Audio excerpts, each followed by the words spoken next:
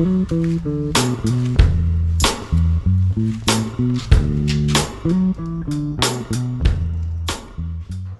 guys, so I've just picked up some rubber grommets for the rocker covers in the mail, and they're in here. So we're going to go ahead and change those out. I've already changed out one, so pull the other one out now and give you a look at that, and then we'll install the new ones. And I'll show you what we're going to do with, because basically the idea is to run these rocker covers directly into a catch can. There's a good chance we're going to pass some oil, so that's the plan. So let's chuck this grommet in, or grommets in, and then we'll talk you through the rest.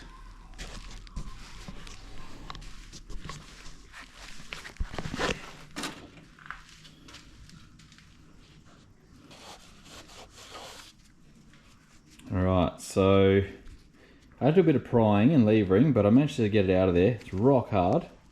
This is a piece that already snapped off. So that was like that. So that one's out. I've already got the front one out, and I've installed a 90-degree plastic T-piece from Bunnings. This is out of the reticulation section. I think it was $1, $1.20, something like that. So there it is there. It's a pretty neat little unit. So new grommet in the rocker cover, and then I've pushed my 90-degree barb in there. Now I need to get some hose to fit these barbs. It's actually 3/4 or 19mm hose. So I'll have to get something that can stand up to the oil. And then these are going to run down to a catch can somewhere. Not sure yet. I think this one I might run across the front and then down to here somewhere, away from everything.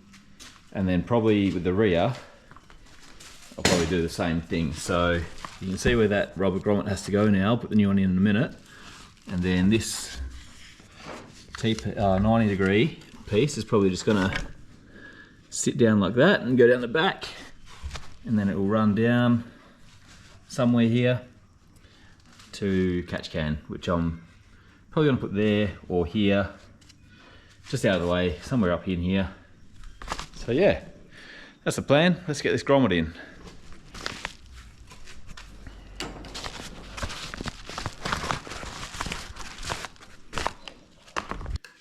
So this is the side that goes out. You can see there the shape difference between the back and the front. So inside, outside, and they're pretty flexible when they're new, so you can squeeze them and you can just roll them in. So give that a little brush, make sure you got any debris out of the way, and I'll grab this for a second, and then you just roll it in there.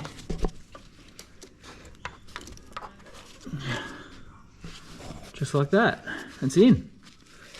And then get this bad boy here, and we're going to push that in as well. Probably no lube it. The other one went in without any lube, so this one should. Okay, so that's all the way in as well. And I've got it facing down there. So once we've got our hose on, we'll just should be able to get that to run really neat down the back of the cylinder head, and then we'll make sure it continues to fall as it comes across here. And like I said, anywhere here will be fine. So that's it for those. I've chased down some hose now and get that put together. As you can see, guys, I've got my LPG hat on there, so I've got to figure out a way to seal that. Probably going to use some RTV or something, or a gasket, or an O-ring, I'm not sure. I'll make something up, and I'll have to do the same up the top. Probably some sort of an O-ring seal and a nut and a washer. So that's probably one of the things I'll do next. Yeah, still just doing little bits and pieces. So guys, like I was saying to you earlier, as much as I love these Holdens, I've actually never really had one. I've had lots of Commodores, I've had lots of Tiranas, but I've never had a H-series Holden. So I'm not exactly sure how the radiator is supposed to bolt into this, but I've been told Tirana and HQ mount the same way. So now that I've got the nose cone sitting on there, not the nose cone, the radiator support sitting on there, just mocked up, I'm going to open up my new radiator. I'm just going to place it in there and have a look, and then I'm going to put the radiator away until this is more together. But yeah, just for now, I want to have a look because I'm not familiar with these, and to me, I just can't see where it's supposed to mount. I see a bunch of holes. I can see holes here and here, and I can see holes here and here, and I assume that they're the mounting holes for the radiator, but they just look so small. So we'll pull the radiator out, we'll sit it up against there, and we'll see what we come up with. I did get a brand new radiator from Whirly, or Wally, or whatever you call it. Brand spanking new one. So hopefully we don't have any cooling issues. This one is a automatic transmission one, so it does have cooler ports down the bottom. Yeah, for this, I'm not even sure if I'm going to run transmission cooler lines, because in the drag cars I've run before, I've just looped the in and the out together with just a steel pipe. So tossing up whether I'm going to do that on this or not. I do actually want to do some burnouts with this thing, and I'm thinking it might not be a bad idea to have some sort of transmission cooler. So I may connect them, but I'll decide that later. So for now, let's mock up this radiator and see if it's going to fit and what we need to do to make it fit, and we'll go from there.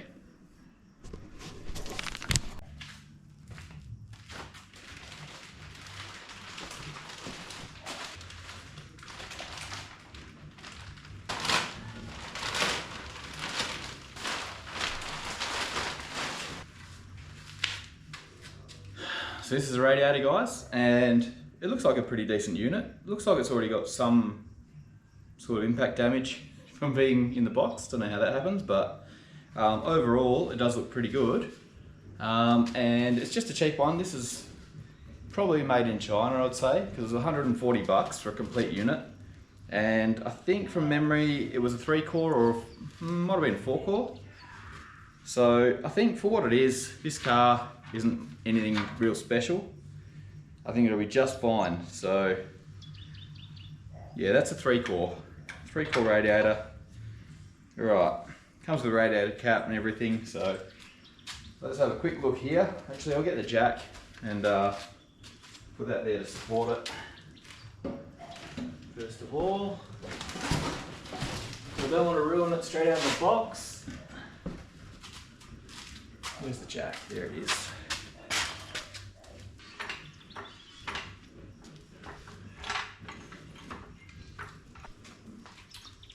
Thinking about there's a good height with the jack, so I'll just get a piece of wood to sit on there so I don't damage anything.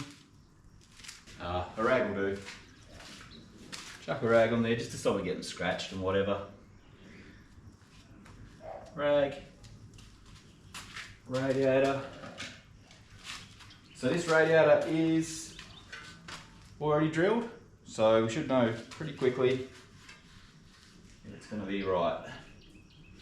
Now, sit that there.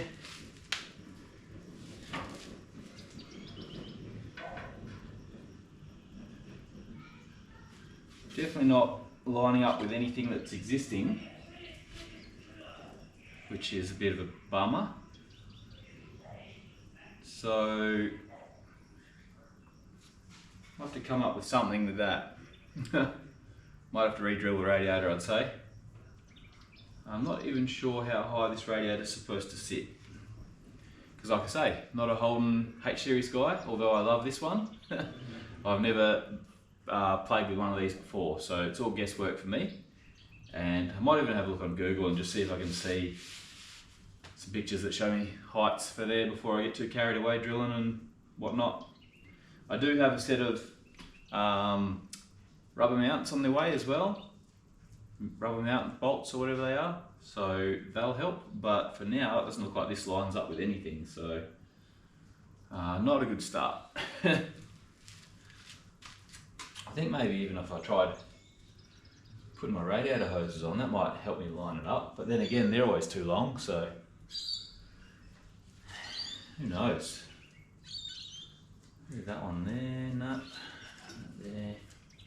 It's definitely not that.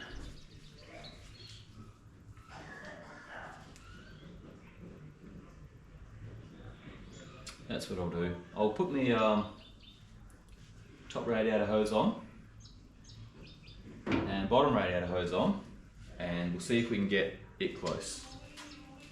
Another one here, guys. Don't know if any of you guys are like me, but these aftermarket hoses, when they put the tag on them, they puncture them. And they puncture them so that they've got the ID tag or whatever it is on there. And I don't like it. I don't trust it. So what I do is I snip it off.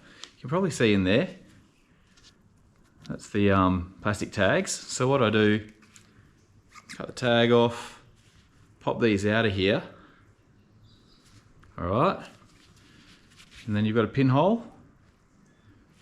So what I do, grab some really sharp shears, and you want to cut this side of the pinhole. Make sure that it's gone. You probably don't have to do that. You could probably get away with it, but I just don't trust them, and I don't want to have a pinhole leak on immediate startup. So we'll just cut that off now. It's easy. Like, it's, for me, it's just a pet peeve. I'd rather them just stick with putting stickers on. Like, they've got stickers all over it. You know, I did like 10 times from the stickers. So I don't understand why they do that. But anyway, maybe they double it up so they can hang it on a shelf or something. I don't know, but we're just, we don't want to take the risk on that. So we're just going to cut it off. Make sure that we actually get it. And save ourselves a drama later on, when we're chasing water leaks we didn't need to have. Yeah. I'm not gonna say it's the neatest cut that I've ever done in my life, but no more pinhole, and that's what I like. All right. Not going to use this to line it up anymore. I was thinking about it and I thought, no, mount the radiator, just measure it and figure it out for yourself, Reese. So that's what I'm going to do now. But I just want to show you that because it's a pet peeve I have and it was in my mind. Anyway, so I'll put that aside for now. I'm going to mount this radiator first, and then we'll come back to fitting hoses.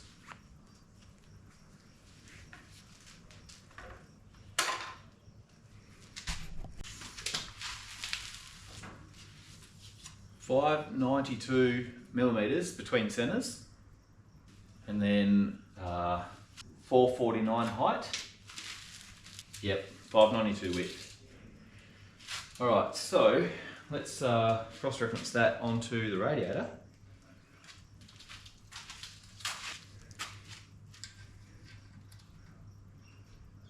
Looks like 348 in height. Just double check that over here. 348, 349. And then we've got 561 in width. So I'll write those down.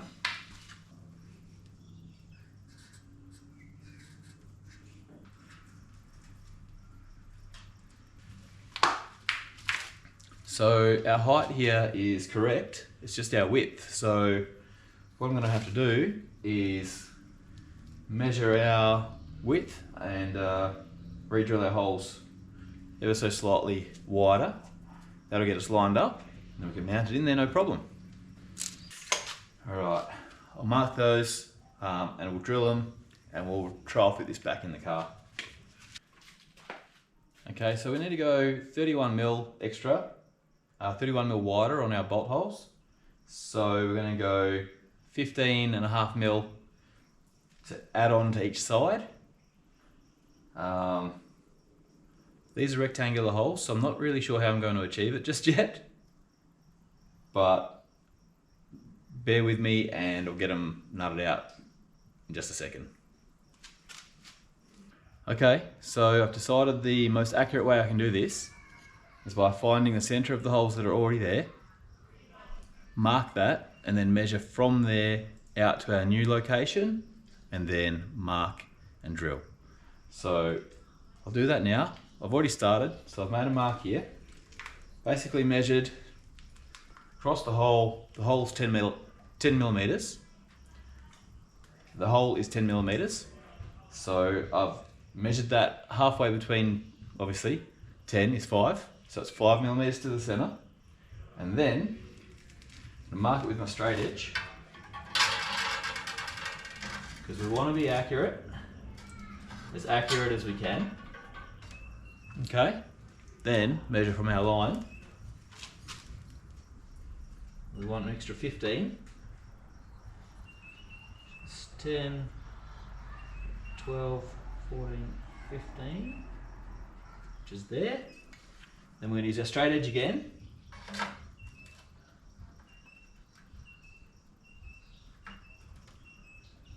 Okay.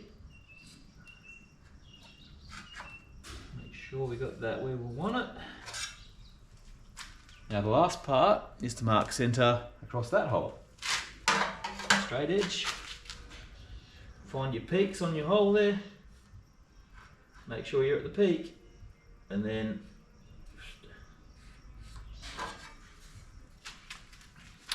mark a line. So, show you what I've done. Came in here, found the center of our hole. That doesn't look center on camera, but it is. And then from straight edge down, and then measure from here across 15 millimeters, straight edge line up, and then find the peak of our holes here, straight edge line across. So there, we are spot on. So I'm gonna do that 3 more times, 1, 2, 3, and then we'll be ready to mount it. So I'll quickly just get that done now and drill it, and then we'll trial fit this radiator. Okay, so I've marked my holes, and the next thing to do is just to recheck our measurement with our tape, because I hate drilling into brand new things as it is, and I definitely don't want to drill into this and then realize it's wrong and then have to drill into it again. So tape measure, recheck, recheck again, then set yourself up with a drill, the right size drill bit, recheck again, and then drill, and then we'll be good. All right, so let's drill these holes and get this thing mounted.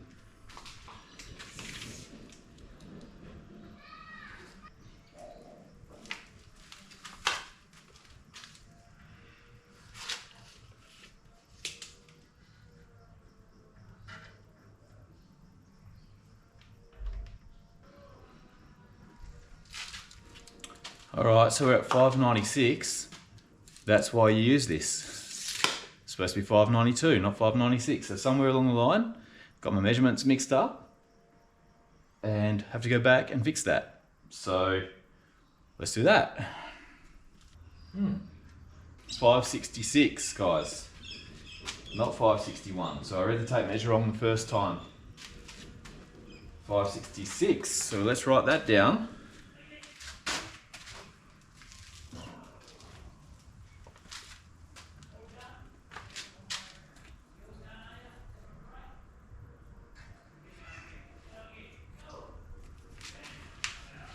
And we want 592, so that's where our measurements went wrong.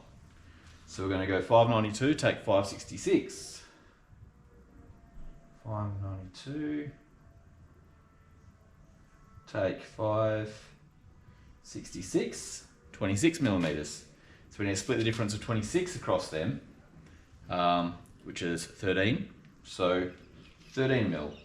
That's where we're going wrong. That's where we're getting that extra 2 mil on each side. So we'll bring that in 2 mil on each side of those now, and we're good to go.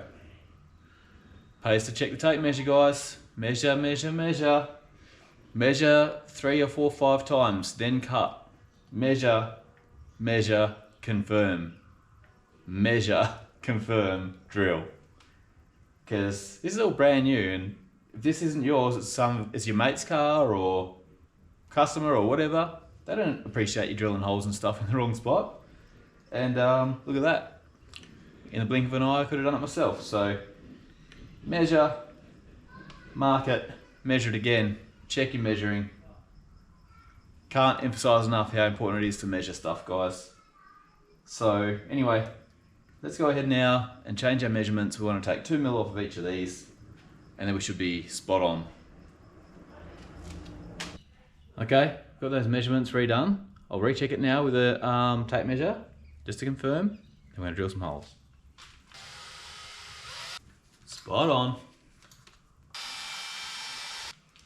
Spot on again. And again. Last one. Alright guys, just aluminium. Don't need to go crazy with it. So I've pilot holed all them with this little guy. Now we're about to go through with this guy.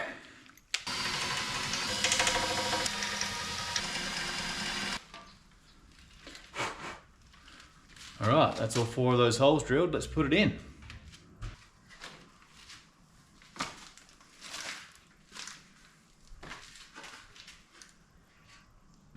Radiator's in, guys. Check it out. So, just held it in there with some cable ties, but my holes are all lined up perfect, and it's sitting in there just right at the moment. So I've got a nice level across the top there. Obviously don't have any gap here because I don't have the correct rubber bushings just yet, but it's good enough to make sure that we've got it in there to fit. We can get our radiator hoses put on now as well, and that's our cooling system. So pretty happy about it. It was a bit of a pain in the bum that we had to drill those holes, but hey, we kept our cool, took 10,000 measurements and made sure it was perfect, drilled once, and it was done. So I'm happy with it. I'll leave the coolant out of this radiator until we've actually got the rubber mounts on it. But for now, I can put the hoses on there and get that mocked up, or at least semi-finished. Make sure those hoses and everything are going to fit good. And then we can move on to the next step. So I'll cut down some hoses now. I'll quickly chuck those on. And I'll make a plan of what we're going to do next. Cheers.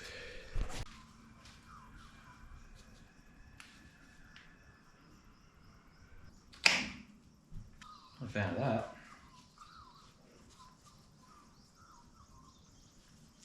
The outlet is way too small.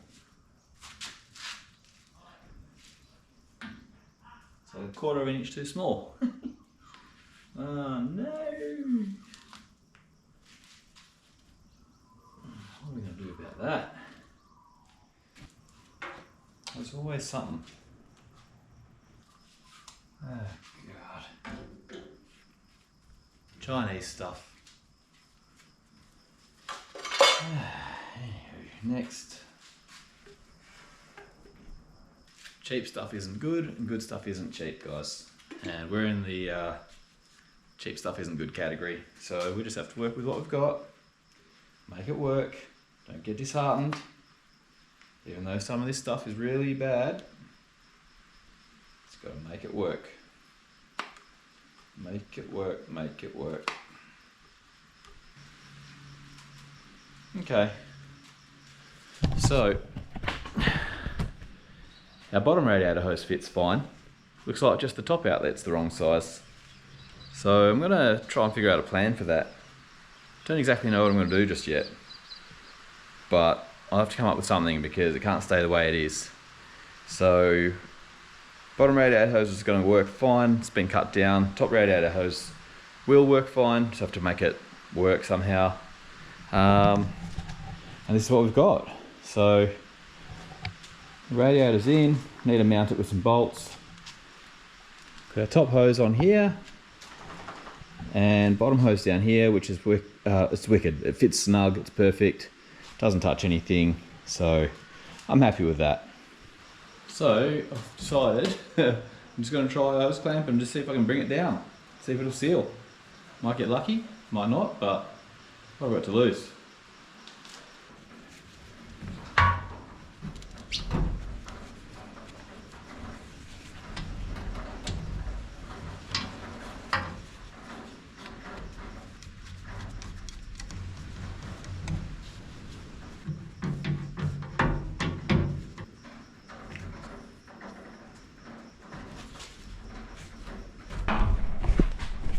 Not gonna lie guys, it ain't pretty, but it's on there and it's tight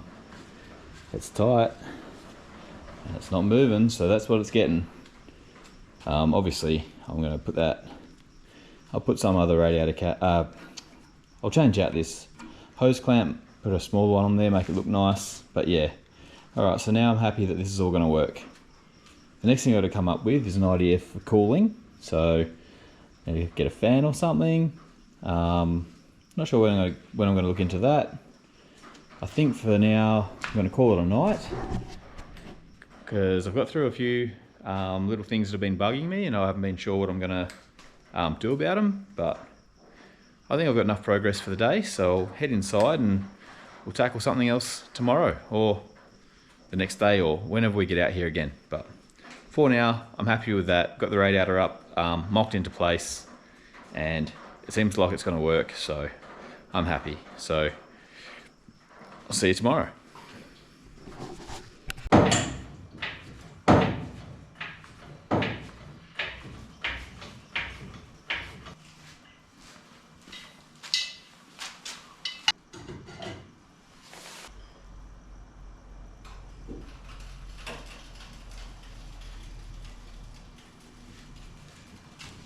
Okay guys, we've got it jacked up safely, so now we can start work. I've been out to the storage and I picked up these 3 tail shafts that I've been putting away for a while, and one of them was the Toyota Corona drag challenge car tail shaft that I used to mock that one up. It's not a usable tail shaft, but it's got the ends that I want and it was the length that I wanted at the time, so I could take that down to the shop and get them to build me one.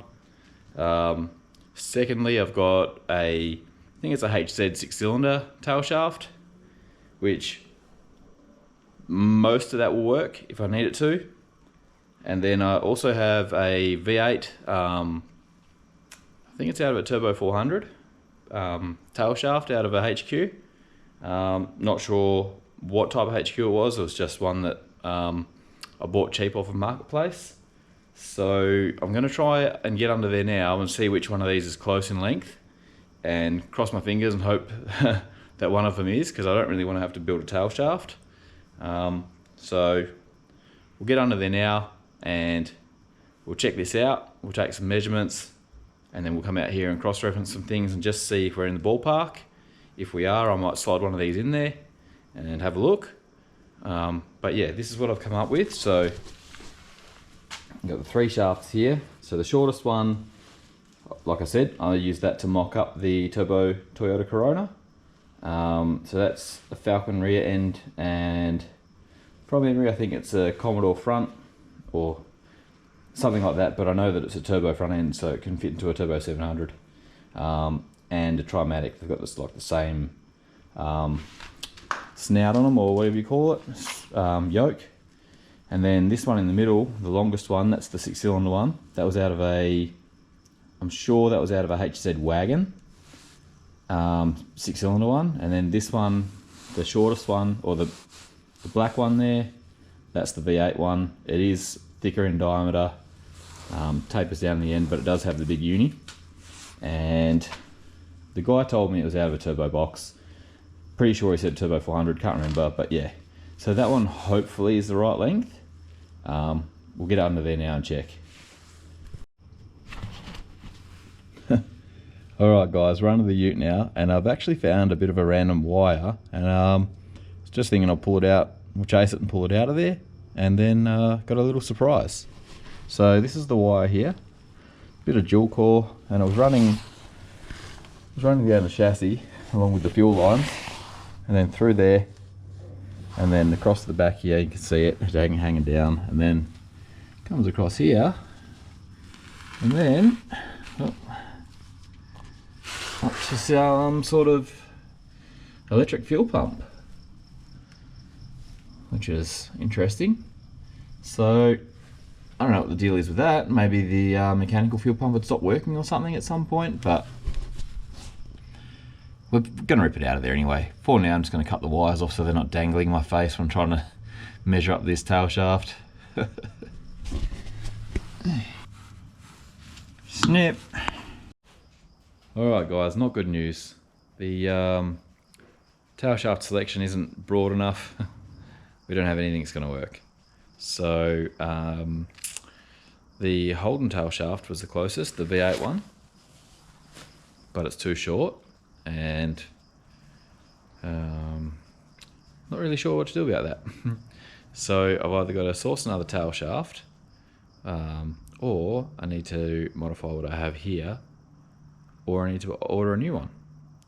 So I'll think about that for a little while, and I'll get on some other work, and we'll come back to the tail shaft, because I don't want to jump into buying a brand new one or getting one made. So yeah, I'm just gonna have to think about that, because this is a budget build, and yeah, we just don't have it in the budget. So let's do something else and come back.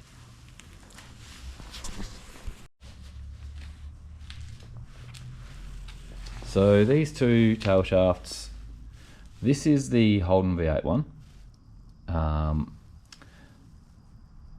I'm sure it's a Holden V8 one, but it is too short for this because we don't have a Holden Salisbury diff in it. So right up to about here, this whole length is a 3-inch pipe, and then it comes down. And this tail shaft is actually out of the Toyota, like I keep saying, but it's actually a Falcon tail shaft out of like an ELEF Falcon wagon. It's the steel one, and I actually cut and shut this together just to get a length when I was doing that other car, but it turns out that this is actually 3-inch tube. So what I'm thinking is, if I can source another Falcon wagon tail shaft that's got the 3-inch tube, I can cut the front off and put the front of this one on it. So I'm going to have a quick look on Marketplace now, see what I can come up with, but that's the plan at the moment. So not dead in the water, we've just got to get creative. As always. But I am feeling a bit more positive now that I've had a better look at it, and I've actually got the verniers out and given it a good measure up. So yeah, positive. We just got to find the right bits. Hopefully I can score one for like $50, or hopefully less, or free, or whatever, and then we'll make this all work. But right now there's nothing I can do. It's night time, it's late, and there's no way I'm leaving the house to go and pick up a tail shaft from wherever. So I'm going to move on to probably pulling this old fuel tank out and doing a couple other little things. So we'll get it stuck into that. Okay, good news guys. I've got a line on a tail shaft. I'm gonna go and pick it up tomorrow after work. So found one for $50. It's out of an XH Falcon Ute, and hopefully we can make it work. I hope I don't actually destroy two good tail shafts. Anyway, tackle that tomorrow. Right now, I'm gonna take these wheels off because we've got to get this diff mounted properly. So at the moment the diff is held in with one U-bolt on each side because the spring saddles don't match up with the Falcon. I don't know why they wouldn't. Don't know why a HQ Ute wouldn't line up with an XH Falcon. Anyway, so I'll get these wheels off. I'll have a look under there and see what I need to do to get this all to work, and we'll make a plan for that. So stick around.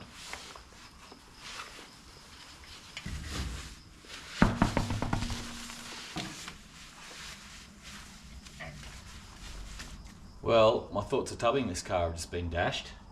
Looks like the chassis goes right out to the wheel tubs. First car I've seen like that actually. So, looks like skinny wheels are going to stay on this thing.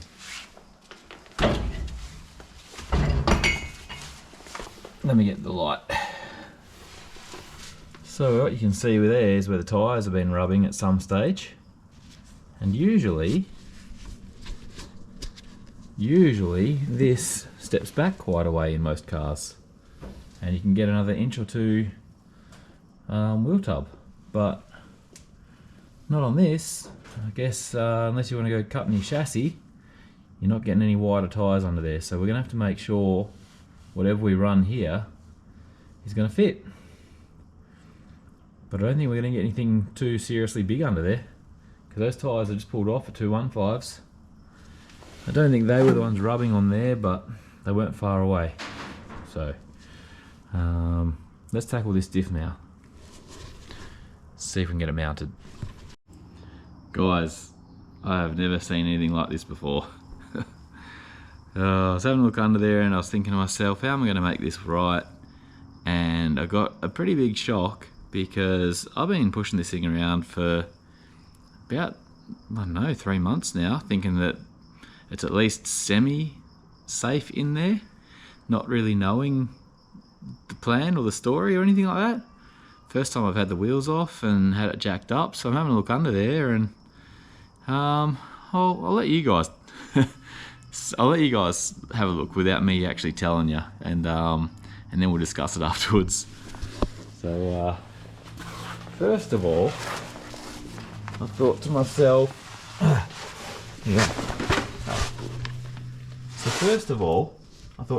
that's overhanging the leaf spring about ½ an inch. I wonder if I can pull it further to the left. Okay guys, so the camera actually went flat there. Typical, right at the important part. So I did a bit of a talk through about what was going on with this rear end, and then that happened, so I pulled the pin and I went in and had a shower, and now I've got fluffy hair and I'm not really prepared for work anymore, but we'll have a quick look just so that you guys can see what's going on. Yeah, it's blown me away a little bit, didn't expect it, but I'll show you guys what's going on now and you can figure it out for yourself. Alright, so we'll just jump under here. So,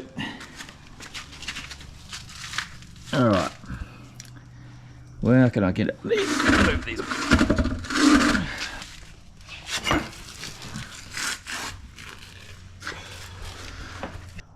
So where we left off, I was just showing you this overhang with the leaf spring hanger, or leaf spring bracket or whatever, and it's about ½ an inch hanging over the spring. And as you can see, one U-bolt, which I did actually know it had one U-bolt in there because a guy mentioned it, but I didn't expect to see this sort of gap. And so that was the first bit, and I looked at that and I went, oh well, I can adjust that, I can cut that bracket off and move it, or adjust it and make it work. Anyway, then I looked over this side. Hang on. And then I looked over this side, and I've got like a brake line from the car that has been sandwiched between the diff housing and the leaf spring. And on this side we've got way more overhang. We've got about 1.5 inches. That's not the bad part, because I could always cut those off and move them. The bad part is this. That's the handbrake lever, and that is sitting on top of the leaf spring. So that's not filling me full of confidence, because this side over here is very, very close to the leaf spring. So basically we're in a position that these brake calipers pretty much aren't going to work with these leaf springs without some kind of modification. I do have a modification in mind, and that is to basically I want to get some mounts, like leaf spring hanger mounts or leaf spring saddle mounts or whatever you call them, these things. So wait till I get it. So I want to get some of these that are actually higher, so like another 1 inch or so higher. That will give us clearance over here. We'll get another 1 inch of clearance above the leaf spring. Same over here. Wait till I get my light. There we go. So if we have an extra 1 inch of height here, we'll have an extra 1 inch of height here. So we'll no longer be touching. we just have to make sure that in operation it still clears. So it's put a bit of a spanner in the works at the moment. Just using my phone here as the light because I'm unprepared. Just gotten out of the shower and I'm ready for some rest. Hang on, maybe I'll just get out of here for a second.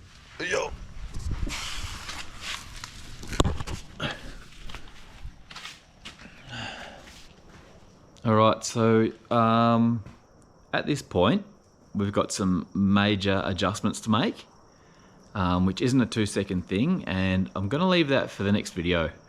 So I know we didn't really achieve much on this video, but we've discovered a lot of things. I did end up getting a drive shaft that I can use, and that's about where I'm gonna leave it. So when we come back, we'll go through fixing all these little small dramas that we have. We will fix them. We're going to use what we have. So we're going to use this diff, make the necessary adjustments to use it. And what else? Up the front here, we're good. We're going to start assembling the front end. We're going to put the panels back on and start getting everything aligned. So the front end up here is good. We've just got to get that diff bolted in safe, get the drive shaft sorted out. So what I'm thinking is I'll just cut the front off of the Falcon one and use the Turbo 700 uni in that. So I'll be showing you guys how I've done that in the past. It's not, honestly, it's not the best way of doing it, but it's the only way that I can do it because I don't have any sort of a lathe or balancing equipment. But I do have a plan for it and I'll show you in the next video. So there's still a lot of stuff we can do. So yeah, when we come back, we'll do the diff, we'll do the tail shaft. We'll be putting on the front end, so all the panels, and making it look like a car. Oh, the torque converter is ready to go in. So before we put all the panels on, I will actually be pulling this front end off again, pulling the engine out, putting the torque converter in. So all of that will be in the next video. So we've still got a lot to do. Time is obviously running out, but there's not much I can do about that.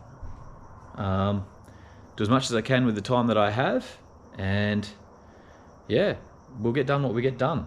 But like I say, this video, we didn't achieve a lot. We got the radiator in, and that's mounted properly, and it's bolted in now, which is good. Show you that. Okay, so I ended up getting the radiator bolted in here with, these are 1/4 UNC bolts, and I've got a couple of nuts. I'll turn this light off. Got a couple of nuts in here as spacers, same at the bottom as well, same over that side. So this is all bolted in fine now.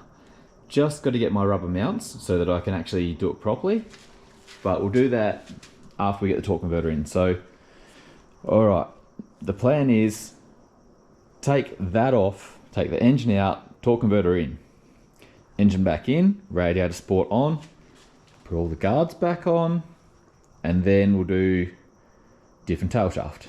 So that'll be the next video. If you haven't already, drop a comment. If you like the video, like it, and if you haven't subscribed, subscribe so you can get notifications for when the new videos come out. But as I say, it's once a week. You guys aren't going to miss any videos. So yeah, that's where we'll leave it for this one. Hope you guys liked it. I know it wasn't like the rest of the videos. It's a lot less going on here, but that's what happens sometimes. And going forward, we're going to have a shit ton of work to do. So I don't mind having a couple of days where I'm not doing so much. Anyway, I'm going to leave you here. I'd love to see you on the next one, and like, comment, subscribe. Cheers, fellas. One other thing, guys, with the membership side of things, there's a new member. So we've had 3 members now, and our latest member is Andrew Ianello, and I'm really happy to have you here, mate. These memberships are really something special, guys, because I mean, just means the world to me that people want to be members of my channel. I've been watching a lot of YouTube for a lot of years, and I've always been a member of my favourite channels, but I never expected to have my own. So those guys out there that have joined as members, you guys, you're legends. So thanks again. Cheers.